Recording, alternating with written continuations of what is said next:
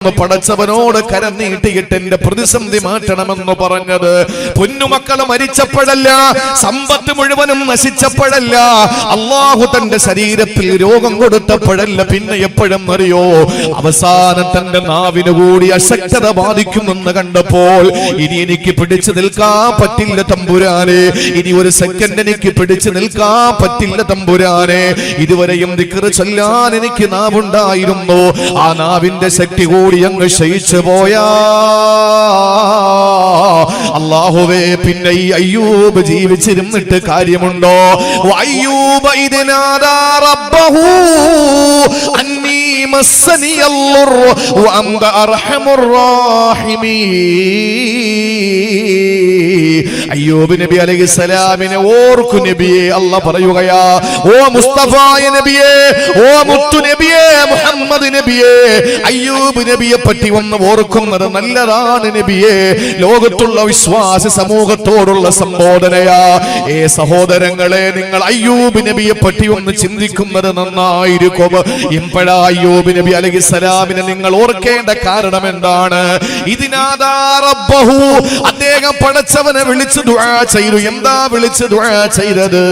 അന്നീ മസ്സനിയൽ ളുറു, പടച്ചവനെ എനിക്ക് വല്ലാത്ത ഇടങ്ങേറ് വന്നിരിക്കുകയാ, വല്ലാത്ത പ്രയാസം ഞാൻ നേരിടുകയാ, പ്രതിസന്ധിയിലാണ് പടച്ചവനെ ഞാനുള്ളത് എന്ന് മഹാനായ അയ്യൂബ് നബി അലൈഹിസ്സലാം ദുആ ചെയ്തിട്ട് അവിടെ നിന്ന് വിളിച്ചു പറയുകയാണ്, വഅന്ത അർഹമുർ റഹീമീൻ.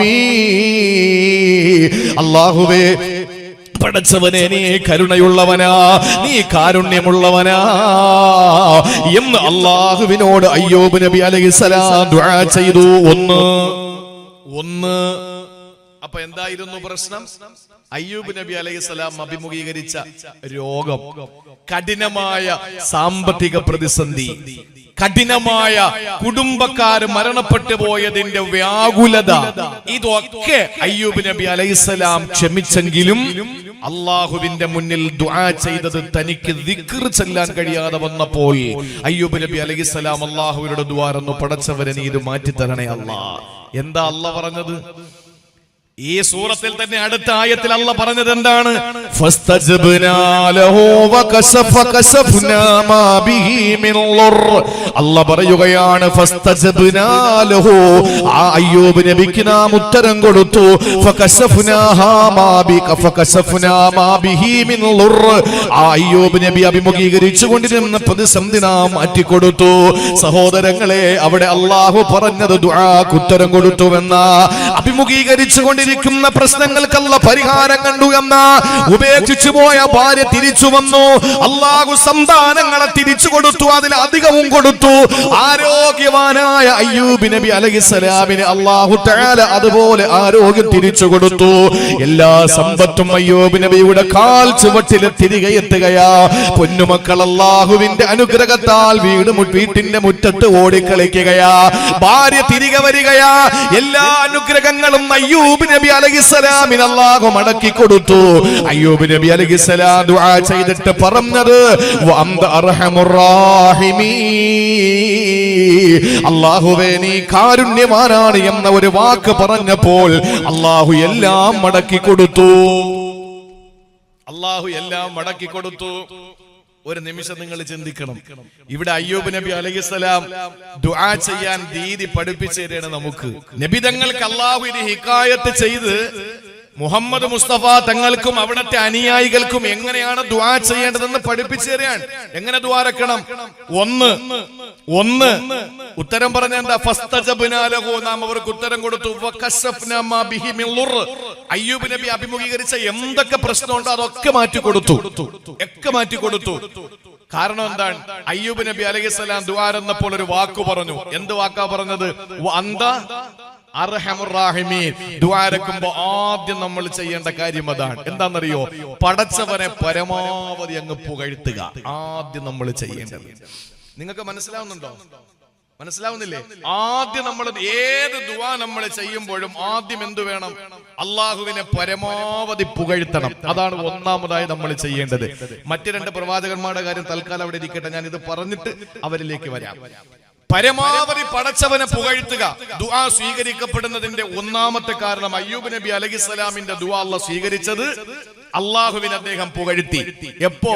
മക്കളെ മൊത്തം മരിച്ചു, സമ്പത്ത് മുഴുവനും പോയി, ശരീരത്തിൽ രോഗം കാർന്നു തിന്നുന്നു. അപ്പൊ നമ്മളാണെങ്കിൽ എന്ത് പറയും?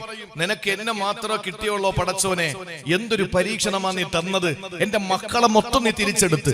എന്നാ പോട്ടെ, സമ്പത്തെങ്കിലും തന്നൂടായിരുന്നോ? അതും നീ തിരിച്ചെടുത്ത്. പോട്ടെ, ഞാൻ അധ്വാനിച്ച് ജീവിച്ചോളാം, ആരോഗ്യങ്ങളും തരണ്ടേ, അതും നീ തിരിച്ചെടുത്തു എന്നൊക്കെയല്ലേ നമ്മൾ പറയാ. ആ അയ്യൂബ് നബി ഒന്നും മിണ്ടിയില്ല. അയ്യൂബ് നബി പറഞ്ഞത് നീ കരുണയുള്ളവനാണ്, കാരുണ്യവാനാണ്, കരുണാമയനാണ്, നീ അർഹമുർ റഹീമീനാണ്. സാധാരണ റഹ്മത്ത് ചൊരിയുന്നവനെന്നല്ല അയ്യൂബ് നബി പറഞ്ഞത്, അർഹമാണ്, ഏറ്റവും വലിയ കരുണ ചൊരിയുന്നവനാണ്. ഏറ്റവും ഇസ്മു തഫ്ളീൽ കൊണ്ടാ പറഞ്ഞത്, ഏറ്റവും അങ്ങേയറ്റം കരുണ ചൊരിയുന്നവനാണ് നീ എന്റെ പടച്ചവനെ എന്ന്. ഇത്രയും പ്രതിസന്ധി ഉണ്ടായപ്പോഴും അയ്യൂബ് നബി പറഞ്ഞത് പടച്ചവനെ പുകഴ്ത്തിക്കൊണ്ടാ.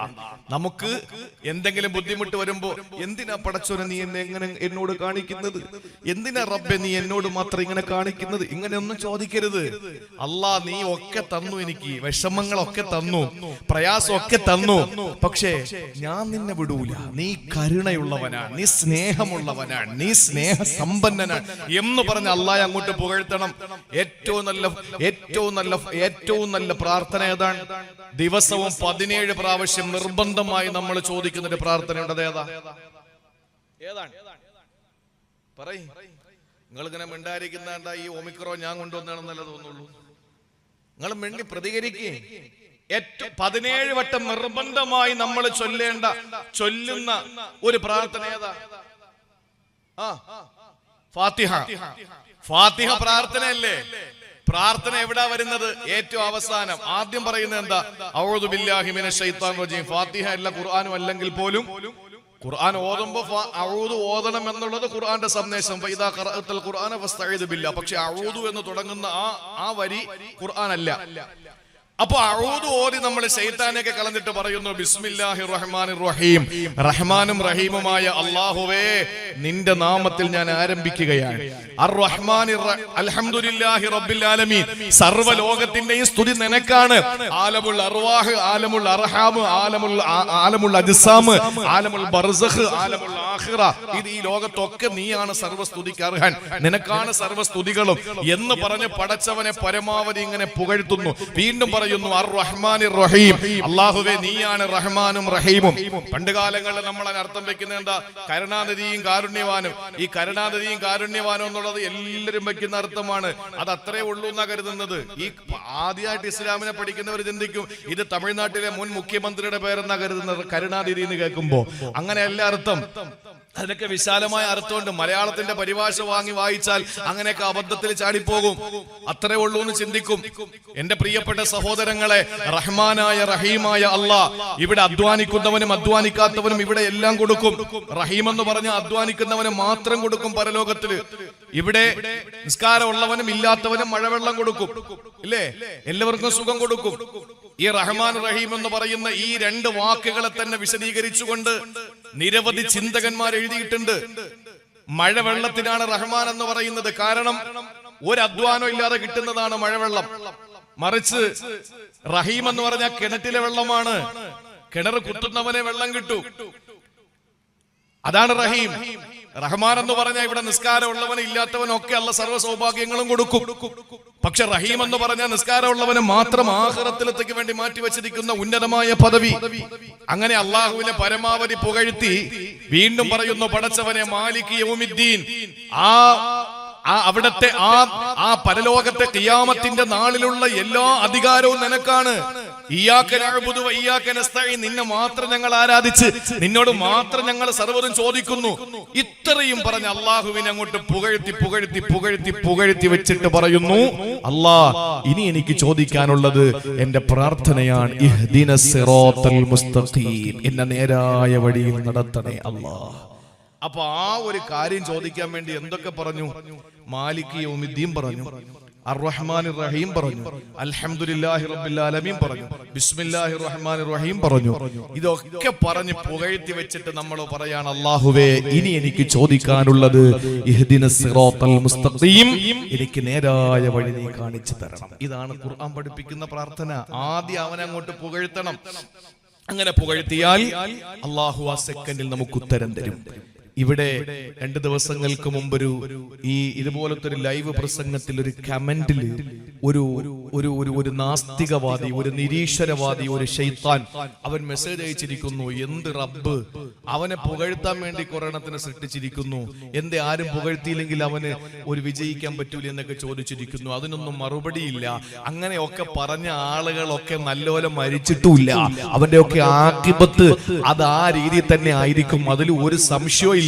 ഇവിടെ കോവിഡ് കാലത്ത് ഏറ്റവും കൂടുതൽ മുളച്ചു പൊന്തിയത് നിരീശ്വരവാദമാണ്. ആ നിരീശ്വരവാദം ഇങ്ങനെ തലപൊക്കിക്കൊണ്ടിരിക്കുകയാണ് എന്റെ പ്രിയപ്പെട്ട സഹോദരങ്ങളെ. അതുകൊണ്ട് നമ്മൾ അതിലൊന്നും വിടരുത്. നമ്മളെ അള്ളാഹു അയച്ചത് തന്നെ അവനെ പുകഴ്ത്താൻ വേണ്ടിയിട്ടാണ്, അവനെ സ്തുതിക്കാൻ വേണ്ടിയിട്ടാണ്. അള്ളാഹു മനസ്സിലാക്കാനുള്ള തൗഫീക്ക് തരട്ടെ. അപ്പൊ ഒന്നാമതായി ദുആയിൽ നമ്മൾ ചെയ്യാനുള്ളത് അവന്റെ റഹ്മത്തിനെ പറ്റി പറയുക, അവന്റെ കാരുണ്യത്തെ പറ്റി പറയുക, അവനെ പരമാവധി നമ്മൾ പുകഴ്ത്തുക. ഒരു ചെറിയ സംഭവം ഞാൻ പറഞ്ഞുകൊണ്ട് ഞാൻ അടുത്ത പ്രവാചകനിലേക്ക് മടങ്ങി വരാ. സഹോദരങ്ങളെ, മഹാനായ പ്രവാചക പ്രഭു സല്ലല്ലാഹു അലൈഹി വസല്ലമ തങ്ങൾ പരിശുദ്ധമായ പള്ളിയിൽ ഇരിക്കുമ്പോൾ അബൂ ഹുറൈറ റളിയല്ലാഹു അൻഹു പറയുകയാ, ഇമാം തുർമുദി തന്റെ സ്വഹീഹിൽ രേഖപ്പെടുത്തിയ ഹദീസാ. പ്രിയപ്പെട്ട സഹോദരങ്ങളെ, റസൂലുള്ളാഹി സല്ലല്ലാഹു അലൈഹി വസല്ലമ തങ്ങൾ ഇരിക്കുന്ന വേദിയിൽ സഹാബത്ത് ചുറ്റുവട്ടത്തും ഇരുന്ന റിസാലത്തിന്റെ ആ പൂമുഖത്തേക്ക് നോക്കിയിരിക്കുമ്പോ ഒരു അറാബിയായ ഒരു മനുഷ്യരതാ കടന്നു വരികയാണ്. വിവരം കുറഞ്ഞവനാ, പാണ്ഡിത്യത്തിന്റെ പാപ്പരത്വമേറിയ അറാബിയായ ഗ്രാമീണനായ ആദിവാസിയായ ഒരു മനുഷ്യൻ കടന്നു വരികയാ. അയാൾ കടന്നു വന്ന് റസൂലുള്ളാഹി സഹാബത്തും ഇരിക്കുമ്പോ അവിടെ വന്ന് നമസ്കാരം നിർവഹിക്കുകയാ. നമസ്കാരം നിർവഹിച്ചിട്ട് അവിടെ ഇരുന്ന് ദുആ ചെയ്യുകയാണ്. എന്താണ് ദുആ ചെയ്തതെന്നറിയോ സഹോദരങ്ങളെ? മുഹമ്മദ് മുസ്തഫ സല്ലല്ലാഹു അലൈഹി വസല്ലമ തങ്ങളും അവിടുത്തെ സഹാബത്തും ഇരിക്കുന്നത് അല്ലാഹുവിന്റെ ഇരിക്കുന്ന സഹാബത്തിനെ കണ്ട് അവിടെ ഇരുന്നു കൊണ്ട് ആ മനുഷ്യൻ ദുആ ചെയ്യുകയാണ്, അല്ലാഹുമ്മ റഹംനി വ മുഹമ്മദാ വലാ തർഹം മഅനാ അഹദാ. അല്ലാഹുവേ, എനിക്കും മുഹമ്മദ് നബിക്കും മാത്രം നീ റഹ്മത്ത് ചൊരിയണേ അല്ലാ. എനിക്കും മുഹമ്മദിനും മാത്രം നീ കരുണ ചൊരിയണേ അല്ലാ. വലാ തർഹം മഅനാ അഹദാ, ആർക്കും നീ വേറെ കരുണ ചൊരിയണ്ട തമ്പുരാനെ എന്ന് അറാബിയായ മനുഷ്യൻ ദുആ ചെയ്തത് മറ്റുള്ളവരോടുള്ള വെറുപ്പ് കൊണ്ടല്ല, സഹാബത്തിനോടുള്ള ദേഷ്യം കൊണ്ടല്ല, അമർഷം കൊണ്ടല്ല, വൈരാഗ്യം കൊണ്ടല്ല, അവരോടുള്ള പിണക്കം കൊണ്ടല്ല. പിന്നെയോ പടച്ചവന്റെ റഹ്മത്ത് ചെറുതാണ്, അത് ലഘുവാണ്, അത് എല്ലാവർക്കും വീതിച്ചു കൊടുക്കാ ഇല്ലായിരിക്കും ഒരുപക്ഷേ. അതുകൊണ്ട് എനിക്കും വേണം, എന്റെ ഹബീബിനും വേണമെന്ന് ആ അറാബിയായ മനുഷ്യനങ്ങ് ദുആ ചെയ്യുമ്പോ അല്ലാഹുവിന്റെ റസൂൽ പെട്ടെന്ന് തിരിഞ്ഞു നോക്കുകയാ. ആരാണടാ അങ്ങനെ ദുആ ചെയ്തത്? ആരാണ് അങ്ങനെ ദുആ ചെയ്തത്? സ്വഹാബത്ത് അറാബിയായ മനുഷ്യനെ വിളിച്ചു കൊണ്ടുവന്ന് മുന്നിൽ നിർത്തുമ്പോ കാരുണ്യത്തിന്റെ പ്രവാചകൻ എന്താ പറഞ്ഞതെന്നറിയോ? ലഖദ് തഹജ്ജറത വാസിആ. ഈ സഹാബിയായ മനുഷ്യനോട്, അറാബിയാണെങ്കിലും ഒരു സഹാബിയാണല്ലോ, മുഅ്മിനായിട്ട് റസൂലുള്ളാഹിന്റെ പരിശുദ്ധ പള്ളിയിൽ കടന്നു വന്ന ആളല്ലോ, ആ മനുഷ്യനോട് പറയുകയാണ്, ലഖദ് തഹജ്ജറത വാസിആ. അല്ലാഹുവിന്റെ റഹ്മത്ത് എന്ന വിശാലമായ ഒന്നിനെ നീ എന്തിനാണ് കുടുസാക്കി കളഞ്ഞത്? എന്തിനാണ് നീ അതിനെ ലഘുവാക്കി കളഞ്ഞത്? അതിനെ എന്തിനാണ് ഇടുക്കമാക്കി കളഞ്ഞത്? എന്റെ പൊന്നുമോനെ, ഈ ലോകത്ത് ആർക്ക് വീതിച്ചു കൊടുത്താലും റബ്ബിന്റെ റഹ്മത്ത് ബാക്കിയാ, അല്ലാഹുവിന്റെ കരുണ ബാക്കിയാ. അവന്റെ റഹ്മത്ത് എനിക്കും നിനക്കും വംശിച്ചാൽ തീർന്നു പോ.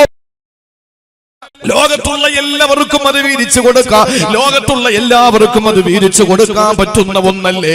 അതുകൊണ്ട് മോനെ അങ്ങനെ പറയല്ലേ. ലഖദ് തഹജ്ജറത വാസിആ.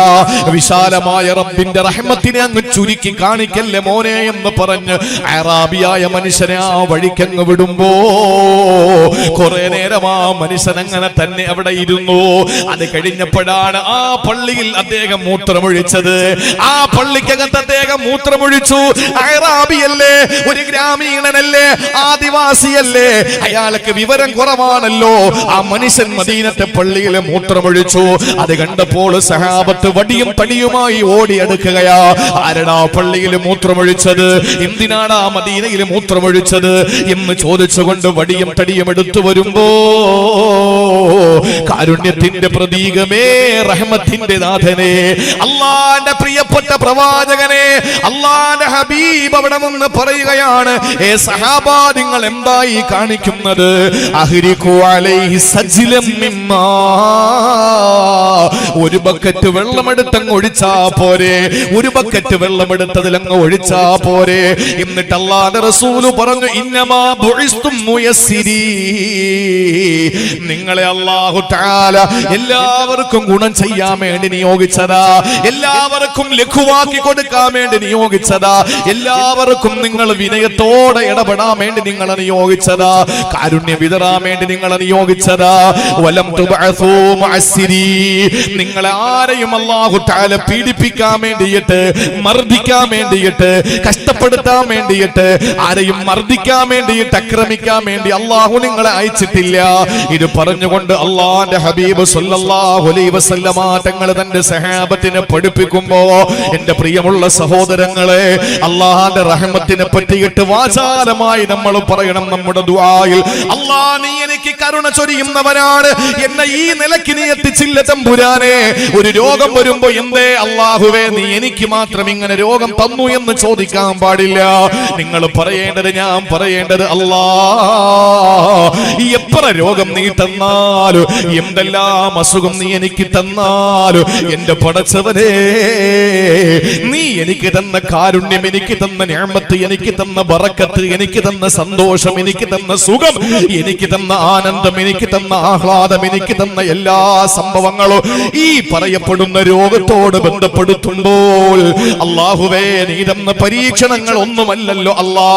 കൈകാലുകളെ ചലിപ്പിക്കാൻ എനിക്ക് ഭാഗ്യം തന്ന അല്ലാ, കണ്ണിമ വെട്ടാൻ എനിക്ക് തൗഫീഖ് തന്ന അല്ലാ, എനിക്ക് സംസാരിക്കാൻ കഴിവ് തന്ന അല്ലാ, എഴുന്നേറ്റ് നടക്കാൻ ഈ പടച്ചതമ്പുരാനാണോ ഒരു ചെറിയ തലവേദന തരുമ്പോ നമ്മൾ പരിതപിക്കുന്നത്? പ്രിയപ്പെട്ടവരെ, അതുകൊണ്ട് പാടില്ല. അള്ളാഹുവിന്റെ പ്രവാചകൻ അയ്യൂബ് നബിയുടെ പാരമ്പര്യം നമ്മൾ മുറുകെ പിടിക്കുക. എത്ര പ്രതിസന്ധികൾ വന്നാലും നമ്മുടെ ദുആയിൽ നമ്മൾ പറയേണ്ടത്, അന്ത അർഹമുർ റഹീമീൻ, നീ കരുണയുള്ളവനാണ്, നീ കാരുണ്യവാനാണ്, നീ കരുണാമയനാണ് എന്ന് പറഞ്ഞുകൊണ്ട് അള്ളാഹുവിനെ പുകഴ്ത്തലാണ് ഒന്നാമതായിട്ട് വേണ്ടത്.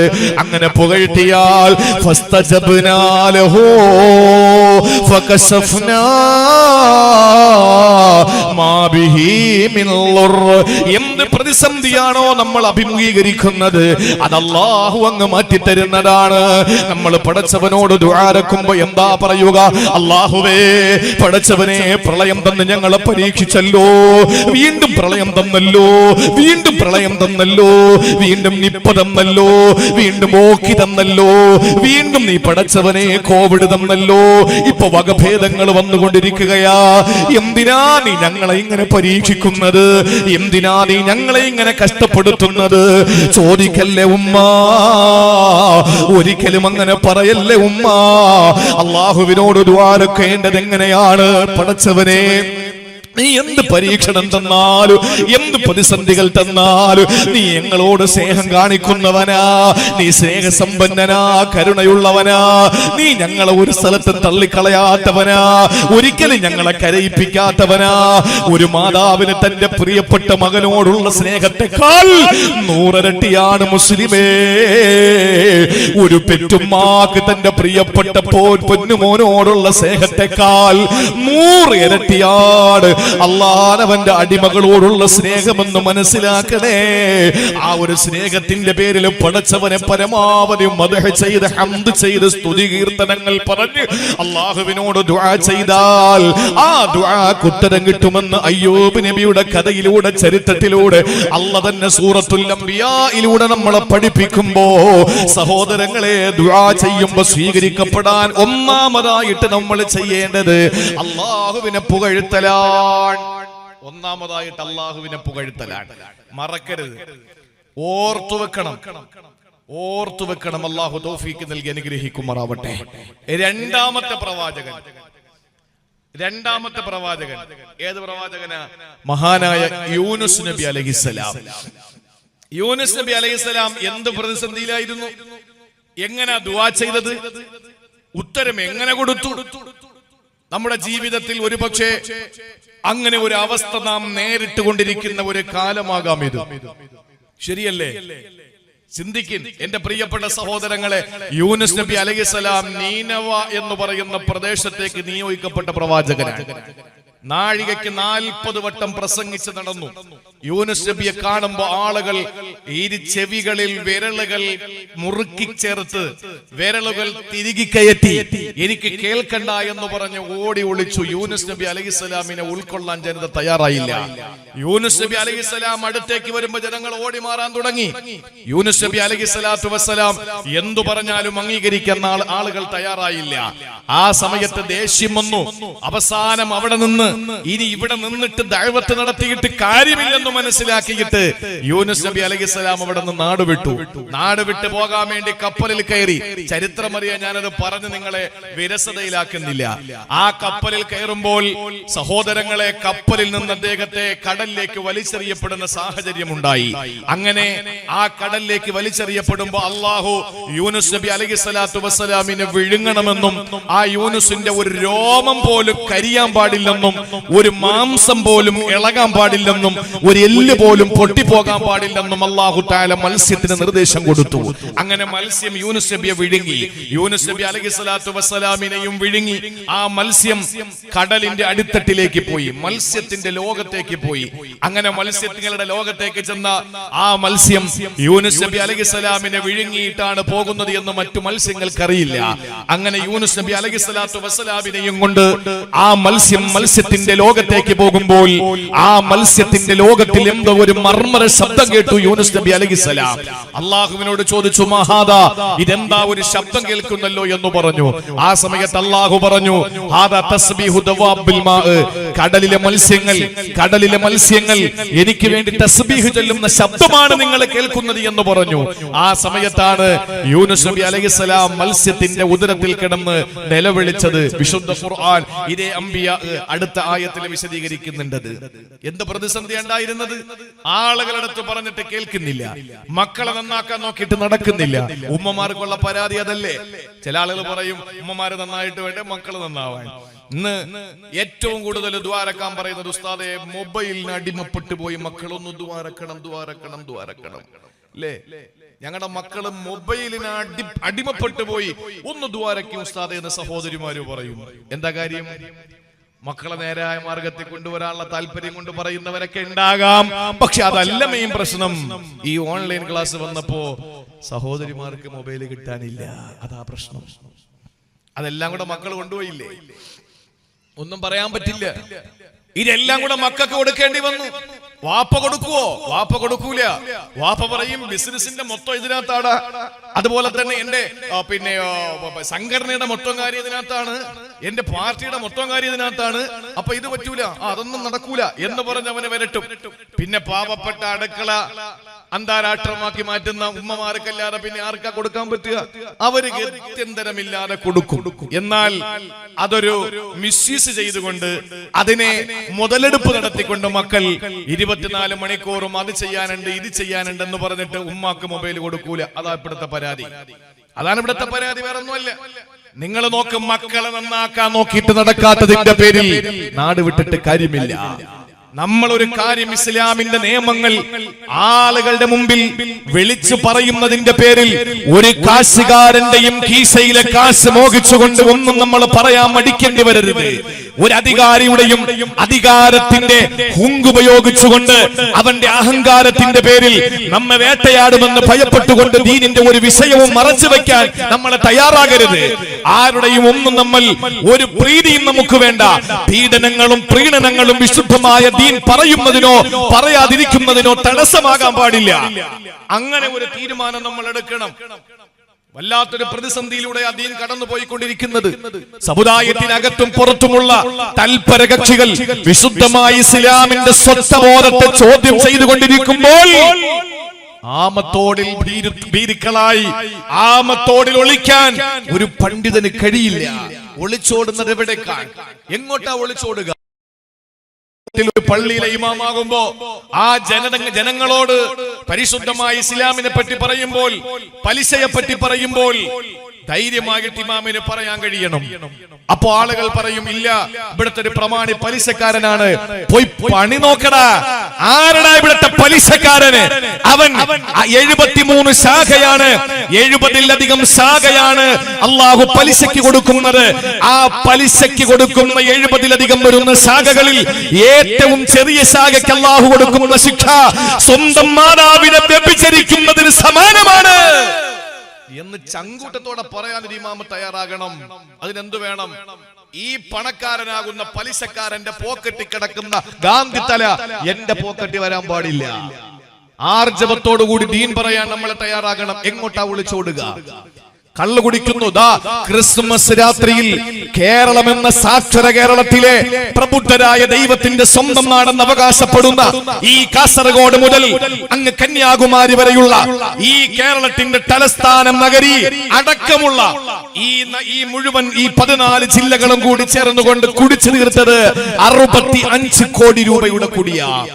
65 കോടി രൂപയുടെ മദ്യം ഈ കഴിഞ്ഞ 2 ദിവസങ്ങൾക്ക് മുമ്പുള്ള ക്രിസ്മസിന്റെ രാത്രിയിൽ കുടിച്ചു തീർത്തു. നിങ്ങൾ ആലോചിച്ചു നോക്കൂ സഹോദരങ്ങളെ, 10 വർഷം കൊണ്ട് 2011 മുതൽ 2020 to 2021 വരെയുള്ള ഈ 10 വർഷം കൊണ്ട് കേരളത്തിൽ മാത്രം കുടിച്ചത് 1,15,00,000 കോടി രൂപയ്ക്ക്. 1,15,00,000 കോടി രൂപയ്ക്ക് കുടിച്ചു തീർത്തത്. എത്ര പെണ്ണുങ്ങളെ കെട്ടിക്കാം? എത്ര പെണ്ണുങ്ങളെ കെട്ടിക്കാം? എത്ര പള്ളികൾ വെക്കാം? എത്ര പാവപ്പെട്ടവർക്ക് പുരമേയാൻ? എത്ര ഹൈന്ദവ, മുസ്ലിം, ക്രൈസ്തവ എന്ന ഒരു തടസ്സമില്ലാതെ ഇവിടത്തെ പാവപ്പെട്ടവർക്ക് സഹായിക്കാം. ഇതൊന്നും ചെയ്യാതെ 1,15,00,000 കോടി രൂപയ്ക്ക് കുടിച്ചു തീർത്തത് 10 വർഷം കൊണ്ടാണെങ്കിൽ നമ്മുടെ കാക്കാമാർ അതിലുണ്ടാവൂലേ? ചിന്തിച്ചു നോക്ക്. ഇനിയിപ്പോ വരാൻ പോകുന്ന 3 ദിവസം കഴിഞ്ഞാൽ പുതുവർഷ പുലരി. അന്നത്തെ കണക്ക് ഇതിനേക്കാളേറെ ഞെട്ടിക്കുന്നതായിരിക്കും. അള്ളാഹു മനസ്സിലാക്കാനുള്ള തൗഫീക്ക് നൽകി അനുഗ്രഹിക്കുമാറാവട്ടെ. ഈ സമയത്ത് ഈ മദ്യപാനത്തിനെതിരെ ശക്തമായ നിലയിൽ പ്രസംഗിക്കാൻ നമുക്ക് കഴിഞ്ഞാൽ നമ്മുടെ ബാധ്യത വീടുന്നു. ഒരു മഹല്ലിൽ ഇമാമായിരിക്കുമ്പോ ആ ഇമാമായിരിക്കുന്ന മഹല്ലത്തിൽ പരിപാലന സമിതിയായി കടന്നു വരുന്ന പള്ളി പരിപാലിക്കേണ്ട ആളുകൾ കള്ളുകുടിയന്മാര് പള്ളി പരിപാലിക്കുന്നു. പള്ളി പരിപാലിക്കുന്നവരിൽ പലിശക്കാര് വരുന്നു, നമസ്കാരമില്ലാത്തവൻ വരുന്നു, വ്യഭിചാരി വരുന്നു. ഇത് പാടില്ല എന്ന് ഖുർആനിന്റെ ആയത്തോടെ പറഞ്ഞു കൊടുക്കാൻ ഇമാമിയങ്ങൾ തയ്യാറാകുന്ന കാലം അതിക്രമിച്ചിരിക്കുകയല്ലേ? അതിന്റെ പേരിൽ ജോലിയിൽ നിന്ന് പിരിച്ചുവിട്ടാൽ ഇതെന്റെ റബ്ബിന്റെ തീരുമാനമാണ്, എന്റെ വാകീറിയ പടച്ചവൻ എനിക്ക് അന്നം തരുമെന്നുള്ള ഹൃദയത്തിന്റെ ഉള്ളിലുള്ള യഖീൻ അതുണ്ടെങ്കിൽ എന്റെ പ്രിയപ്പെട്ട സഹോദരങ്ങളെ ഈ ലോകം നന്നാവും. അതുകൊണ്ടാണ് ഞാൻ പറയുന്നത്, പ്രബോധനത്തിൽ നിന്ന് ഒളിച്ചോടാൻ നമുക്ക് പറ്റൂല. നമുക്കൊരിക്കലും പ്രബോധനത്തിൽ നിന്ന് ഒളിച്ചോടാൻ പറ്റൂല. യൂനുസ് നബി അലൈഹിസ്സലാത്തു വസ്സലാമിൽ നിന്നുണ്ടായ ഒരു ചെറിയ വീഴ്ച, അവരെ ഒക്കെ നന്നാക്കാൻ നോക്കിയിട്ട് നടക്കുന്നില്ല എന്ന് കണ്ടപ്പോൾ ഒരു പ്രത്യേക കാര്യമാണത്. ആ ലോകം പ്രവാചകന്മാർക്ക് ഇങ്ങനെ ഒരു ഗുരുതരമായ തെറ്റുപറ്റി എന്നാലും ചിന്തിക്കണ്ട. അതൊക്കെ അള്ളാഹുവിന്റെ ഇടപെടല. ആദം നബി അലൈഹിസ്സലാം പഴം പറിച്ചു തിന്നത് അത് വലിയ മഹാ അപരാധമായി പോയി എന്ന് പറഞ്ഞാൽ ഒന്നുമല്ല. കാരണം അള്ളാഹു മനുഷ്യനെ പടച്ചത് സ്വർഗത്തിലത്തേക്ക് വേണ്ടിയിട്ടല്ല. ഇനി ജാഇലു ഫിൽ അർദി ഖലീഫ, ഭൂമിയിലത്തേക്ക് വേണ്ടിയാണ് നിയോഗിച്ചത്. പക്ഷെ പടച്ചത് സ്വർഗത്തിൽ വെച്ചാ. അവിടെ നിന്ന് താഴെ ഇറക്കണമെങ്കിൽ ന്യായമായ കാരണം വേണം. അതിനാ പഴം കൊടുത്തത്. അതുകൊണ്ട് അള്ളാന്റെ പ്രവാചകന്മാർ ഗുരുതരമായി തെറ്റ് ചെയ്തു എന്നാരും കരുതണ്ട. അതൊക്കെ റബ്ബിന്റെ ഹിക്മത്താ, അള്ളാഹുവിന്റെ തന്ത്രമാണ്, യുക്തിയാണ്. എന്റെ പ്രിയമുള്ള സഹോദരങ്ങളെ, യൂനുസ് നബി അലൈഹിസ്സലാം മത്സ്യത്തിന്റെ ഉദരത്തിൽ കിടന്നു, വയറിൽ കിടന്നുകൊണ്ട് ഉറക്കെ നിലവിളിച്ചത് എന്താണെന്നറിയോ? അതാണ് രണ്ടാമത്തെ പ്രാർത്ഥന. വല്ലാത്ത പ്രതിസന്ധിയിലായി പോയി നമ്മൾ. സമാനമായ പ്രതിസന്ധികളിൽ അകപ്പെടുമ്പോൾ നമ്മുടെ ഈ രാജ്യത്ത് നിന്ന് ഓടിക്കാൻ പോവാ. നമ്മള് ഇവിടുത്തെ പൗരന്മാരല്ല പോലും, അല്ലെങ്കിൽ നമ്മളെ ഏതെങ്കിലുമൊക്കെ രീതിയിൽ വിഴുങ്ങാൻ വേണ്ടി വരുന്നു. അങ്ങനെയൊക്കെ ചെയ്യുന്ന സന്ദർഭത്തില് നമ്മൾ ഇങ്ങനെയുള്ള പ്രതിസന്ധികളുടെ നട്ടം തിരിയുന്ന ആ ഒരു അവസ്ഥയിൽ നമ്മൾ എത്തപ്പെടുമ്പോ നമ്മൾ ഭയവികുലരാകണ്ട. അതിന് മാർഗമുണ്ട്. എന്താണ് ദുആരക്കേണ്ടതെന്ന്? അതാണ് മഹാനായ പ്രവാചക പ്രഭു സല്ലല്ലാഹു അലൈഹി വസല്ലമ തങ്ങൾക്ക് അള്ളാഹു പറഞ്ഞു കൊടുക്കുകയാണ്.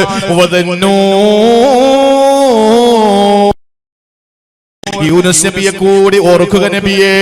ഇദ്ഹബ മുഗാളിബാ വലന്ന അല്ലൻ നഖ്ദിറ അലൈഹി, ഒരു കഴിവും തനിക്കില്ല, ഒരു കഴിവും അല്ലാഹുവിനില്ല എന്ന ധാരണയോട്, അതല്ലെങ്കിൽ പടച്ച തമ്പുരാന് എന്തേ ജനതതി എന്റെ മുന്നിൽ കൊണ്ടുവരുന്നില്ല, ആളുകൾ എന്നെ അംഗീകരിക്കുന്നില്ല, ഈ ഒരു ചിന്താഗതിയോടെ യൂനുസ് നബി അലൈഹിസ്സലാം ദേഷ്യം വന്ന് നാട് വിടുകയാണ്. ആ സമയത്താണ് മത്സ്യത്തിന്റെ ഉദരത്തിലകപ്പെട്ടത്. യൂനുസ് നബി അലൈഹിസ്സലാം ഉദരത്തിൽ കിടന്നുകൊണ്ട് വിളിച്ചു പറയുകയാ, ഫനാദാ ഫിൽ ളുലുമാ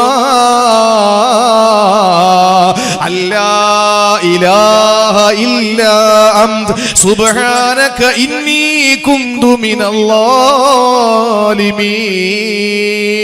ലാ ഇലാഹ ഇല്ലാ അൻത, അല്ലാഹുവേ നീയല്ലാതെ ആരാധനയ്ക്ക് അർഹനില്ല. സുബ്ഹാനക, നിന്റെ പരിശുദ്ധിയെ ഞാൻ വാഴ്ത്തുന്നു റബ്ബേ. ഇന്നി കുന്തു മിനൽ ളാലിമീൻ,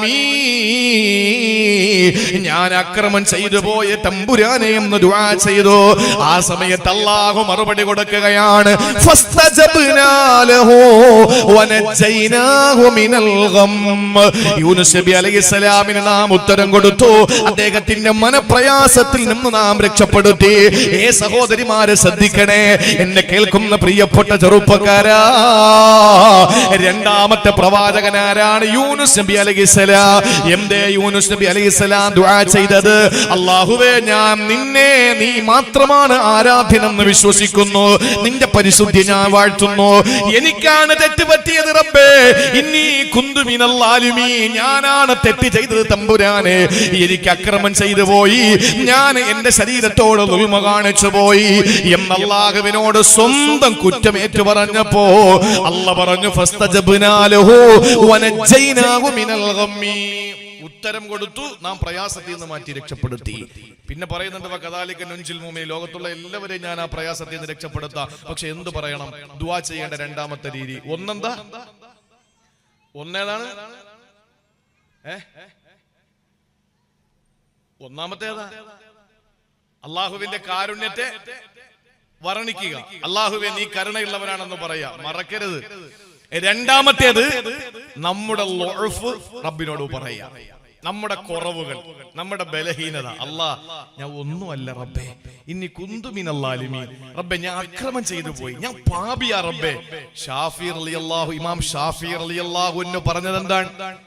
അതൊന്നും വിശാലമായി പറയാനുള്ള സമയമില്ല. ഞാൻ ഒരുപാട് തെറ്റ് ചെയ്തു പോയി, ഞാൻ സാലിഹല്ല റബ്ബേ എന്ന് ഷാഫി ഇമാം പറഞ്ഞു. മഹാനായ അബൂബക്കർ സിദ്ദീഖ് റളിയല്ലാഹു അൻഹു എന്താ പറഞ്ഞത്? കൈഫ ഹാലി യാ ഇലാഹി, കൈഫ ഹാലി യാ ഇലാഹി. അല്ലാഹുവേ, എന്റെ അവസ്ഥ എന്താണ്? എന്റെ അവസ്ഥ എന്താണ്? ആരാധ്യനായ അല്ലാഹ്, എന്റെ അവസ്ഥ എന്താണ്? പടച്ചവനെ, ലൈസ ലീ ഖൈറുൽ അമൽ, എനിക്ക് നല്ല അമലുകളൊന്നുമില്ല, എനിക്ക് നല്ല അമലുകളൊന്നുമില്ല തമ്പുരാനെ. പടച്ചവനെ, എന്റെ അവസ്ഥ എന്താണ്? എനിക്ക് അമലുകളൊന്നുമില്ല.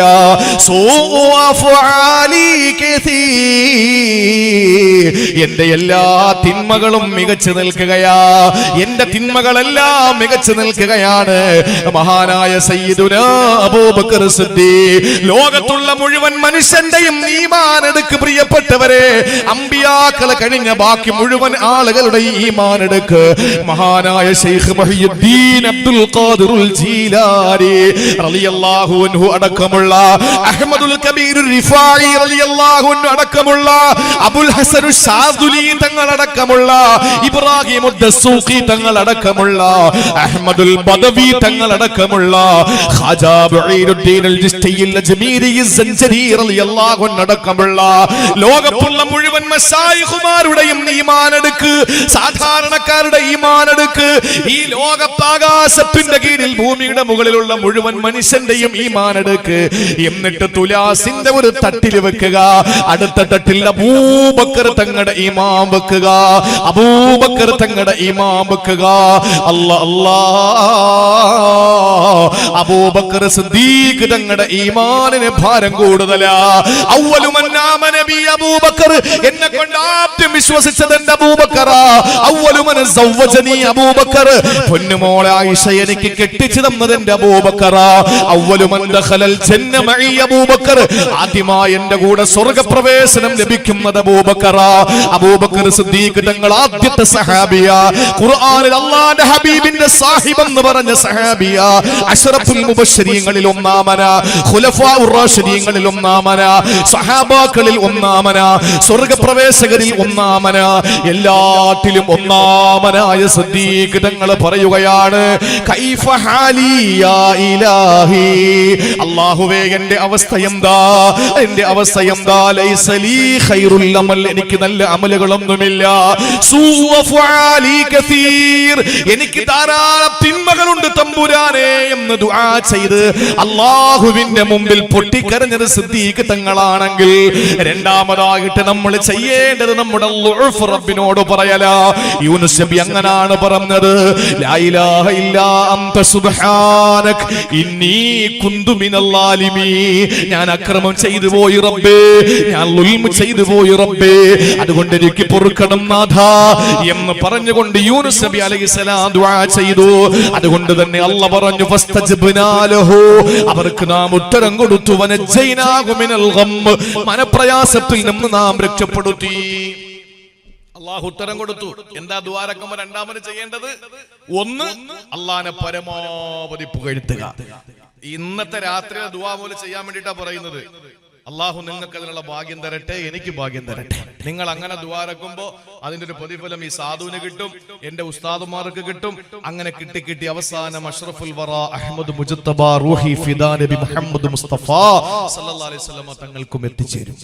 അതുകൊണ്ട് നിങ്ങൾ കൃത്യമായി ചെയ്തു ദുആരക്കുമ്പോ ഇത്ര മതി. നിങ്ങൾ അൽഹംദുലില്ലാഹ് പറഞ്ഞ് സലാത്ത് അല്ലാഹുമ്മ സ്വല്ലി അലാ സയ്യിദിനാ മുഹമ്മദ് പറഞ്ഞിട്ട് നമ്മൾ അള്ളാഹുവിനെ പരമാവധി അങ്ങ് പുകഴ്ത്തുക, പരമാവധി പുകഴ്ത്തുക. നീ തന്നതാ റബ്ബേ ഈ വീട്, നീ തന്നതാ പടച്ചവനെ ഈ ശരീരം, നീ തന്നതാ അല്ലാഹ് ഈ സമ്പത്ത്, നീ തന്നതാ റബ്ബേ ഇതൊക്കെയും, ഈ നാവും ചോദിക്കാനുള്ള മനസ്സും എഴുന്നേറ്റ് റബ്ബേ നിന്റെ മുമ്പിൽ കരയാനുള്ള തൗഫീഖ് ഒക്കെ തന്ന നീയാ അല്ലാഹ് എന്ന് പറഞ്ഞ് അവനെ അങ്ങോട്ട് പുകഴ്ത്തിയിട്ട് രണ്ടാമത് പറയണം, ഞാൻ പാപിയാ റബ്ബേ, ഞാൻ എത്ര അക്രമം ചെയ്തവനാ അല്ലാഹ്, ഞാൻ നിനക്ക് എന്ത് ശുക്റാ ചെയ്യുന്നത് റബ്ബേ, നിന്റെ അടിമകൾ ഏറ്റവും നിന്യ ഞാനല്ലേ റബ്ബേ, നികൃഷ്ട ഞാനല്ലേ അല്ലാഹ് എന്ന് നമ്മൾ നമ്മുടെ ളുഅഫ് അങ്ങോട്ട് പറയാ. നമ്മുടെ ദുആകൾ സ്വീകരിക്കാതെ പോയതിന്റെ പ്രധാനപ്പെട്ട കാര്യം ഇതാണ്. ഇത് രണ്ട് തെറ്റായിട്ടാണ് നമ്മൾ പറയുന്നത്. ഒന്ന്, അള്ളാഹുവിനെ പരമാവധി കുറ്റപ്പെടുത്തും നമ്മൾ. നീ എന്താ റബ്ബേ അങ്ങനെ ചെയ്തത്, നീ എന്തിനാ അള്ളാഹ് അങ്ങനെ ചെയ്യാൻ പോയത് എന്നൊക്കെ റബ്ബിനെ അങ്ങോട്ട് കുറ്റപ്പെടുത്തിയിട്ട് നമ്മളെ അടുത്തെത്തുമ്പോൾ നമ്മൾ പറയുന്നത് എന്താ, അള്ളാഹ് ഞാൻ നിനക്ക് വേണ്ടി പള്ളിയിൽ പൈസ കൊടുത്തില്ലേ, ഞാൻ നിനക്ക് വേണ്ടിയിട്ട് പടച്ചവനെ ഞാൻ അത് ചെയ്യുന്നില്ലേ, ഞാൻ സുബ്ഹി നിസ്കരിക്കുന്നില്ലേ, ഞാൻ നോമ്പ് പിടിക്കുന്നില്ലേ, ഞാൻ ഹജ്ജിന് പോയില്ലേ, ഞാൻ ഉംറ ചെയ്തില്ല. അപ്പൊ നമ്മൾ വലിയവനുമായി അവൻ താഴത്തവനുമായി. അങ്ങനെ നമ്മുടെ ദുആ സ്വീകരിക്കാത്തത്. ഇത് നേരെ കൊണ്ട് തിരിയണം. ഇതിങ്ങനെ കൊണ്ട് തിരിയണം. ഇങ്ങനെയാണ് നാം ദുആ ചെയ്യേണ്ടത്. നമ്മുടെ ളുഅഫ് അങ്ങോട്ട് പ്രകടമാക്കണം. നമുക്ക് എന്ത് കുദറത്താ ഉള്ളത് പറയ്, എന്ത് കഴിവാ നമുക്കുള്ളത്. എല്ലാ വേദികളിലും പറയുന്നത്, ഇനി ആവർത്തിക്കുമ്പോ എനിക്ക് തന്നെ ഒരു വിരസത തോന്നുന്നു. എന്റെ പൊന്നു സഹോദരങ്ങളെ, വല്ല കഴിവും നമുക്കുണ്ടോ? എന്ത് കഴിവാ നമുക്കുള്ളത്? നമുക്ക് കഴിവുണ്ടായിരുന്നെങ്കിൽ കണ്ണിൽ കാണാൻ പറ്റാത്ത വൈറസിന്റെ പേരിൽ നമ്മൾ ഇപ്പോഴും 2 അടി അകലം പാലിച്ച് കൈ ആരെങ്കിലും വന്ന് തൊട്ടാൽ ഉടനെ സോപ്പ് വെള്ളം കൊണ്ട് കഴുകി, പിന്നെ അത് പോരായിട്ട് സാനിറ്റൈസർ ഇട്ട് കഴുകി, വീണ്ടും പോരായിട്ട് ടിഷ്യൂ കൊണ്ട് തുടച്ച്, എന്നിട്ട് വീണ്ടും ഗ്ലൗസിനകത്ത് കൈ കയറ്റി നടക്കുന്ന നമ്മൾ, എന്നിട്ട് നമ്മൾ എന്താ ചെയ്യാ? മാസ്കിന് 1-ന് 2 വെക്കുന്നത്, മാസ്കിന് 1-ന് പകരം 2 വെക്കുന്നു. അപ്പൊ ഇങ്ങനെയൊക്കെ നമ്മൾ സർവ്വത സൂക്ഷിക്കുന്നു. എന്നാൽ ഒരു തുള്ളി സോപ്പ് വെള്ളം കൊണ്ട് പ്രതിരോധിക്കാൻ കഴിയുന്നു. ഈ കാണാൻ പറ്റാത്ത ചെറിയൊരു വൈറസിനെ അങ്ങോട്ട് ഇളക്കി വിട്ടപ്പോ ലോകം മുഴുവനും വിറങ്ങലിച്ചു പോയി. ഈ ഒരു സാഹചര്യം ഉണ്ടാകുന്ന നമുക്ക് എന്ത് കുതിരത്തുണ്ടെന്നായി പറയുന്നേ? നമുക്ക് എന്ത് കഴിവുണ്ടെന്നാ? നമുക്ക് ബലഹീനതയല്ലാതെ വേറെ എന്താ ഉള്ളത്? സൂറത്തു നിസായിലെ 28-ാമത്തെ ആയത്തിൽ അല്ലാഹു നമ്മളെ പറ്റി പറയുന്നുണ്ട്. എന്താ പറയുന്നത്? യുരീദുല്ലാഹു അൻ യുഖഫിഫ അൻകും, അല്ലാഹു തആല നിങ്ങൾക്ക് എല്ലാം ലഘൂകരിച്ച് തരാനാണ് അവൻ ഉദ്ദേശിക്കുന്നത്. എന്തുകൊണ്ടാണ്? വഖുലിഖൽ ഇൻസാനു ലഈഫാ, മനുഷ്യനെ ബലഹീനനായിട്ടാ പടച്ചിട്ടുള്ളത്. ഒന്നിനും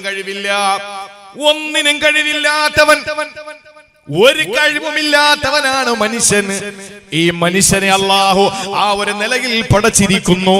എന്നിട്ട് അല്ലാഹു സൂറത്തു റൂമിലൂടെ പറയുന്നു, അല്ലാഹുല്ലദീ ഖലഖകും മിൻ ളഅഫ്, ബലഹീനതയിൽ നിന്ന് അല്ലാഹു പടച്ചു.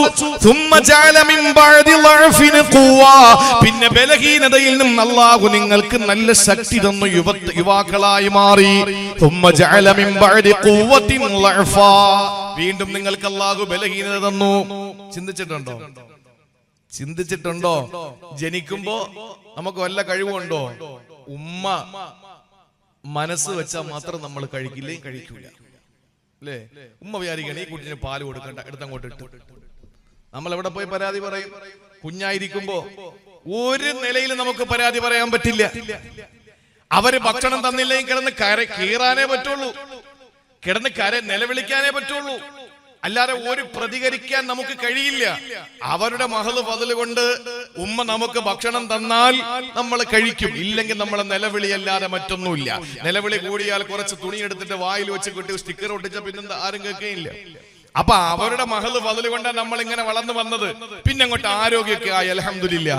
ആരോഗ്യമൊക്കെ ആയപ്പോ നല്ല തണ്ടിയും തടിയും ഒക്കെ ആയി, നല്ല ആകാര സൗട്ടവമായി, കൂവത്തായി. ഖുർആൻ പറയാണ് സൂറത്ത് റൂം 54-ാമത്തെ ആയത്ത്, അങ്ങോട്ട് കൂവത്ത് വന്നു, ശക്തി അങ്ങോട്ട് വന്നു. ഈ ശക്തിയൊക്കെ അങ്ങോട്ട് വന്നപ്പോ പിന്നെന്താ, നമ്മളെല്ലാം മതിമറന്നു. പക്ഷെ അള്ളാഹു നേരെ വീണ്ടും അള്ളാഹു തആല ആയുസ് നീട്ടിക്കൊടുത്താൽ നേരെ കീപ്പോട്ട് കൊണ്ടുവരുമെന്ന് പിന്നീട് അള്ളാഹു വിശുദ്ധ ഖുർആൻ സൂറത്ത് യാസീനിൽ പറഞ്ഞിട്ടുണ്ട്. അത് കണക്ക് അള്ളാഹു തആല വീണ്ടും അതേ കോലത്തിൽ കൊണ്ടുവന്ന് പ്രായമായപ്പോ മക്കള് വിളമ്പി തന്നാലേ കഴിക്കാൻ പറ്റൂ, ഇല്ലെങ്കിൽ ഒരു സൈഡിൽ ഇരുന്നിട്ട് നിലവിളിക്കാനേ പറ്റുള്ളൂ. വീൽ ചെയറിൽ ഇരുന്നിട്ട് ഒരേ കിടപ്പാണ്. അവര് വന്നാലേ മലമൂത്ര വിസർജനം ചെയ്തത് മാറ്റാൻ പറ്റുള്ളൂ. ചെറിയ പ്രായത്തിന്റെ അവസ്ഥ അല്ല വലിയ പ്രായത്തിലും തന്നു. അല്ലാഹ് എത്ര അർത്ഥവത്തായിട്ടാണ് നമ്മോട് പറഞ്ഞത്. അല്ലാഹുല്ലദീ ഖലഖകും മിൻ ളഅഫ്, ബലഹീനതയിൽ നിന്ന് നിങ്ങളെ പടച്ചു. സുമ്മ ജഅല മിൻ ബഅദി ളഅഫിൻ ഖുവ്വ, പിന്നെ നിങ്ങൾക്ക് ശക്തി തന്നു. സുമ്മ ജഅല മിൻ ബഅദി ഖുവ്വത്തിൻ ളഅഫ, വീണ്ടും നിങ്ങൾക്ക് അല്ലാഹ് ബലഹീനത തന്നു. ഇത് വിശുദ്ധ ഖുർആൻ നമ്മോട് പറയുന്നതാ. നമുക്ക് എന്ത് ശക്തി ഉണ്ടെന്നായി പറയുന്നേ? നമുക്ക് എന്ത് ശക്തിയാ ഉള്ളത്? ഒന്നുമില്ല. അതുകൊണ്ട് നമ്മുടെ ബലഹീനത റബ്ബിന്റെ മുമ്പിൽ അങ്ങോട്ട് വിളമ്പി കൊടുക്കുക. നമ്മൾ പറഞ്ഞില്ലെങ്കിലും അവനറിയാം. പക്ഷേ ഞാൻ നിസാരനാണ്, എനിക്കത് അറിയാം, എനിക്ക് ബോധ്യമുണ്ട് തമ്പുരാനെ എന്ന് പടച്ചവന്റെ മുന്നിൽ നാം തുറന്നങ്ങോട്ട് പറയുക. അങ്ങനെ തുറന്നു പറഞ്ഞാൽ എന്റെ സഹോദരങ്ങളെ, വിശുദ്ധ ഖുർആൻ തന്നെ പറയുന്നുണ്ട്, വമാ തദ്രി നഫ്സും മാദാ തക്സിബു ഗദാ, നാളെ എന്ത് ചെയ്യുമെന്ന്. നാളെ എന്ന് പറഞ്ഞാൽ വിശുദ്ധ ഖുർആൻ ഉദ്ദേശിക്കുന്നത് ബുധനാഴ്ച എന്ത് ചെയ്യുമെന്നല്ല. ബുധനാഴ്ച എന്ത് ചെയ്യുമെന്നല്ല. ഇന്ന് ചൊവ്വയല്ലേ? ഇന്ന് ചൊവ്വാഴ്ചയല്ലേ? നിങ്ങളെന്താ ഈ മിണ്ടാതിരിക്കുന്നേ? കാസർഗോഡ് മാറ്റമുണ്ടോ? കാസർഗോഡ് മാറ്റമുണ്ട്. ഞാൻ പലപ്പോഴും കുഴഞ്ഞിട്ടുണ്ടോ ആ വിഷയത്തിൽ? എന്താണെന്നറിയോ, ഇവിടെ ഇന്ന് നിങ്ങൾ പറഞ്ഞ ബുധനാഴ്ച എന്നാണ് അല്ലേ? ഇവിടെ അല്ലെങ്കിൽ കുറച്ചെത്തി അങ്ങോട്ട് മാറിയിട്ട് മംഗലാപുരം ഭാഗത്തേക്ക് പറയുന്നത് ചൊവ്വാഴ്ച അസ്തമിച്ച് ബുധനാഴ്ച രാത്രി എന്നാ പറയുന്നത്. ശരിയാണത്, അത് ശരിയാണ്. വെള്ളിയാഴ്ച രാവെന്ന് പറഞ്ഞത് വ്യാഴാഴ്ച മഗ്രിബ് കഴിഞ്ഞ വെള്ളിയാഴ്ച രാവായി. വെള്ളിയാഴ്ച എന്നാ പറയുന്നത്. അതുകൊണ്ടാണ് അന്ന് സൂറത്തുൽ കഹ്ഫ് സുന്നത്താണ്, ഒക്കെയാണ്, മഗ്രിബ് പോലെ ഓതാം. പക്ഷേ ഇന്ന് ഈ പറയുന്ന ചൊവ്വാഴ്ച അസ്തമിച്ച് ബുധനാഴ്ച രാവ് തുടങ്ങി. ഇനി നാളെ എന്ന് ഖുർആൻ പറഞ്ഞത് നാളത്തെ പകലല്ല. വമാ തദ്രി നഫ്സും മാദാ തക്സിബു ഗദാ എന്ന് പറഞ്ഞാൽ അടുത്ത സെക്കൻഡിൽ നമ്മൾ എന്ത് ചെയ്യുമെന്നറിയില്ലെന്നാണ്. ഞാനിപ്പോ 2 പ്രവാചകന്മാരുടെ കാര്യം പറഞ്ഞുള്ളൂ. ഇനി ഒരു പ്രവാചകൻ സക്കരിയ നബി ഇരിക്കുന്നുണ്ട്. അത് പറയാൻ പറ്റുമെന്ന് എനിക്ക് വല്ല ഉറപ്പുണ്ടോ? നിങ്ങൾക്ക് കേൾക്കാൻ പറ്റുമെന്ന് വല്ല ഉറപ്പുണ്ടോ? പിന്നെ അല്ലേ ബാക്കി കാര്യങ്ങള്? ഒരു ഉറപ്പുമില്ല, ഒരു ഗ്യാരണ്ടി ഇല്ല. അതാ പറഞ്ഞത്, ഈ കഴിവില്ലാത്ത മനുഷ്യൻ, നാളെ എന്താകുമെന്ന് ഒന്നും അറിയാത്ത മനുഷ്യൻ പാസ്പോർട്ട് എടുക്കുന്നു, വിസ അടിക്കുന്നു, ടിക്കറ്റ് എടുക്കുന്നു, പക്ഷേ പോകുന്നതിന്റെ തലേ ദിവസം മരിക്കുന്നു. ഈ മരിക്കുമെന്ന് അവൻ അറിയുമെങ്കിൽ ഈ പാസ്പോർട്ട് എടുക്കുവോ 5000 രൂപ മുടക്കി? ഈ വിസ എടുക്കുവോ 50,000 രൂപ മുടക്കി? ഈ ടിക്കറ്റ് എടുക്കുവോ 35,000 രൂപ? അല്ലെങ്കിൽ എയർലൈൻസിന്റെ കൊള്ള ലാഭത്തിന് എടുക്കുവോ? എടുക്കൂല. ഇതൊന്നും നമ്മൾ ചെയ്യില്ല. 1 ലക്ഷം അങ്ങനെ പോയില്ലേ? നമ്മൾ മരിക്കുമെന്ന് അറിയാമായിരുന്നെങ്കിൽ ഈ 1 ലക്ഷം രൂപ മക്കൾക്ക് മാറ്റി വെക്കൂലായിരുന്നോ? ഇത്രയും നമുക്ക് ശക്തിയില്ലാത്ത, ഇത്രയും അടുത്ത സെക്കൻഡിൽ എന്ത് ചെയ്യുമെന്ന് ഒരറിവുമില്ലാത്ത നമ്മളാണോ പടച്ചവന്റെ മുമ്പിൽ വലിയ ആളായിട്ട് ചമയുന്നത്? അല്ല. അതുകൊണ്ട് പറ, സുബ്ഹാനക ഇന്നി കുന്തു മിനൽ ളാലിമീൻ. അല്ലാഹുവേ, ഞാൻ ളാലിമാണ്, ഞാൻ ദുൽമ ചെയ്തവനാണ്. അങ്ങനെ നമ്മുടെ ളുഅഫങ്ങ് പറഞ്ഞാ അല്ലാഹ് പറയുന്നു, അവന് നാം ഉത്തരം കൊടുക്കുന്നു. വനജൈനാഹു മിനൽ ഗം, അവൻ അനുഭവിക്കുന്ന മനക്ലേശത്തിൽ നിന്ന് രക്ഷപ്പെടുത്തുന്നു. രണ്ടാമത്തെ കാര്യം. ഇനി മൂന്നാമത്തെ പ്രവാചകൻ ദുആ ചെയ്യേണ്ട രീതിയാണ്. മൂന്നാമത്തേത് മഹാനായ സക്കരിയ നബി അലൈഹിസ്സലാം. എന്താ സക്കരിയ നബിയുടെ പ്രത്യേകത? കേക്കിൻ. സക്കരിയ നബി അലൈഹിസ്സലാം അനുഭവിച്ച വിഷമം ഒരുപക്ഷെ എന്നെ കേൾക്കുന്ന ആണുങ്ങളും പെണ്ണുങ്ങളും അനുഭവിക്കുന്നുണ്ടാവും. മക്കളില്ലായിരുന്നു. നിങ്ങൾ വ്യക്തമായി മനസ്സിലാക്കണം, ഇമ്രാനും ഹന്നയും എന്ന് പറയുന്ന രണ്ടും ദമ്പതികളാണ്. ഇമ്രാനും ഹന്നയും ദമ്പതിമാരാണ്. അവർക്ക് മക്കളില്ല. ജീവിതത്തിൽ വലിയ ഒരു പ്രശ്നമായിരുന്നു, അല്ലെങ്കിൽ ഒരു വിഷമമായിരുന്നു മക്കളില്ലാത്തത്. അങ്ങനെ അവര് ബൈത്തുൽ മുഖദ്ദസിന്റെ അടുത്താണ് താമസം. അങ്ങനെ ഇമ്രാന് വലിയ ആഗ്രഹം ഒരു കുഞ്ഞുണ്ടാകണം, ഹന്നയ്ക്കും അതുപോലെ തന്നെ ഒരു ആഗ്രഹം കുഞ്ഞുണ്ടാകണം. അങ്ങനെ അവരാഗ്രഹിച്ചിരുന്നിട്ട് മക്കളില്ലാതെ വന്നപ്പോ സങ്കടങ്ങളായി ഒരുപാട് ദുആ ചെയ്ത് ഒരുപാട് പ്രാർത്ഥിച്ചൊക്കെ അവസാനം ഹന്ന ഗർഭിണിയായി. ഹന്ന ഗർഭിണിയായപ്പോ വലിയ സന്തോഷമായി.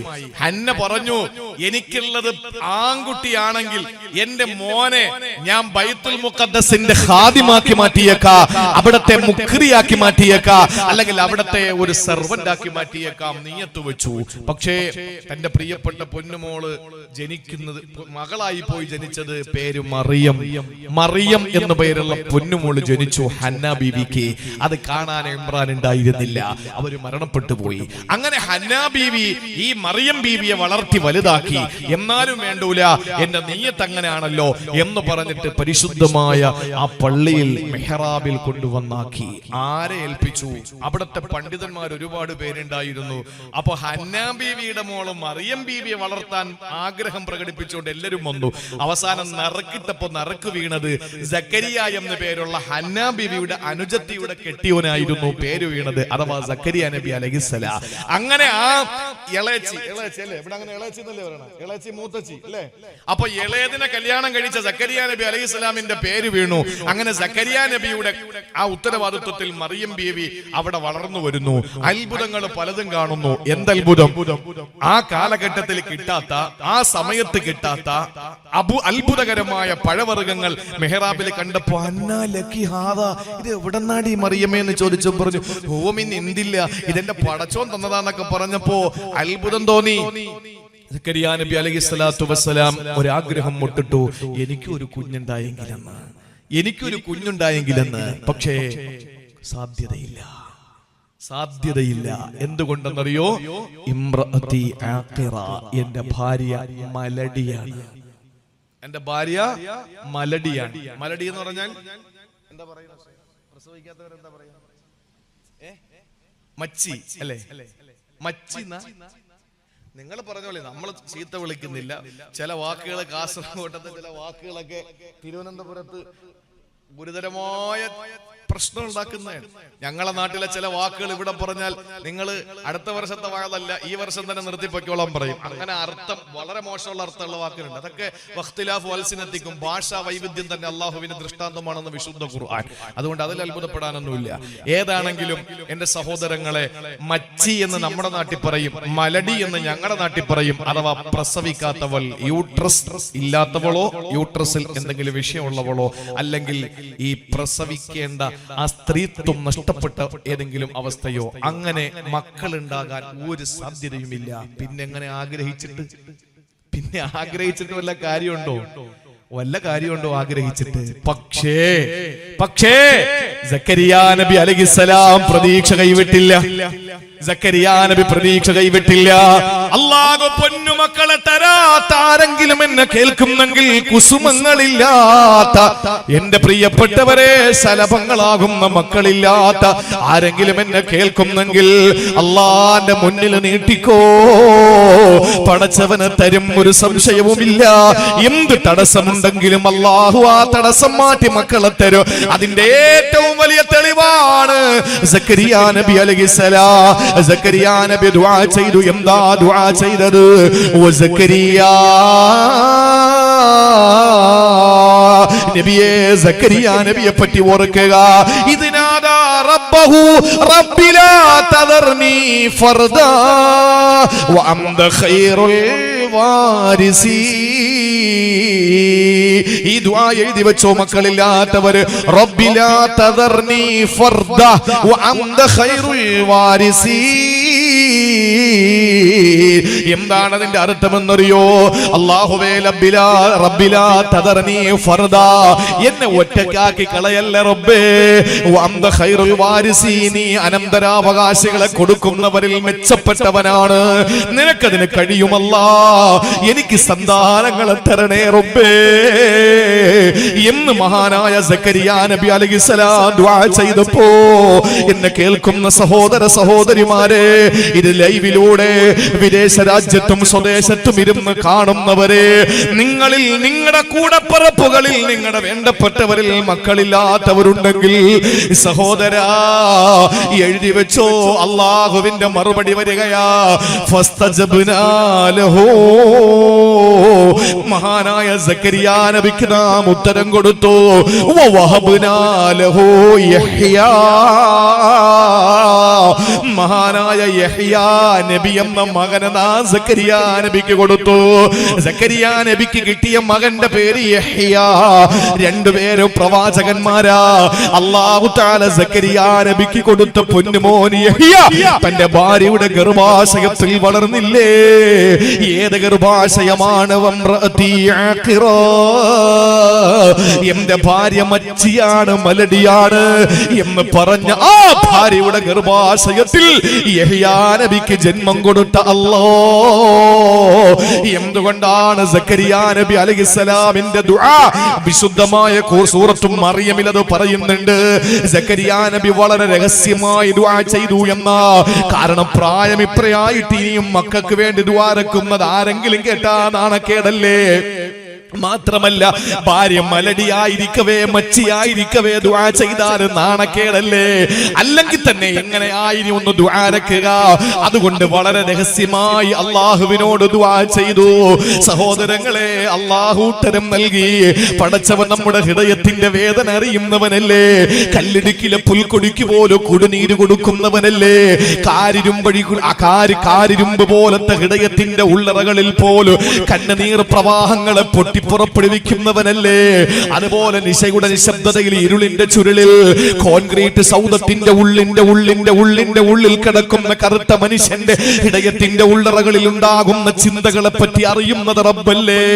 ഈ പടച്ചതമ്പുരാ കരിമ്പാറക്കെട്ടിന്റെ അകത്തളത്തിലൂടെ ചെറിയ ചെറിയ കാലുകൾ വെച്ച് നടന്നു നീങ്ങുന്ന കൊച്ചു ഉറുമ്പുകളെ എല്ലാ ചലനങ്ങളും അറിയുന്ന അല്ലാ, നമ്മുടെ ഹൃദയത്തിന്റെ തുടിപ്പറിയുന്ന അല്ലാ, നമ്മുടെ കടക്കണ്ണുകൊണ്ടുള്ള നോട്ടം കാണുന്ന അല്ലാഹ്, യഅലമു ഖായിനത്തൽ അയുനി, കടക്കണ്ണ് കൊണ്ടുള്ള നോട്ടം അറിയുന്ന അല്ലാഹ്, വമാ തുഖ്ഫി സുദൂർ, വാരിയല്ലിന്റെ ഉള്ളറകളിൽ ഇരിക്കുന്ന നെഞ്ചകത്തുള്ള ചലനങ്ങൾ അറിയുന്ന, ചിന്തകൾ അറിയുന്ന പടച്ച തമ്പുരാനല്ലേ? അവൻ നമ്മുടെ സൃഷ്ടാവല്ലേ? അതുകൊണ്ട് അവൻ നമുക്ക് ഉത്തരം തരും. പക്ഷേ എന്ത് വേണമെന്നറിയോ? സക്കരിയ നബിയിലൂടെ ദുആയുടെ മര്യാദ നമ്മളെ പഠിപ്പിക്കുന്നത് എന്താണ്?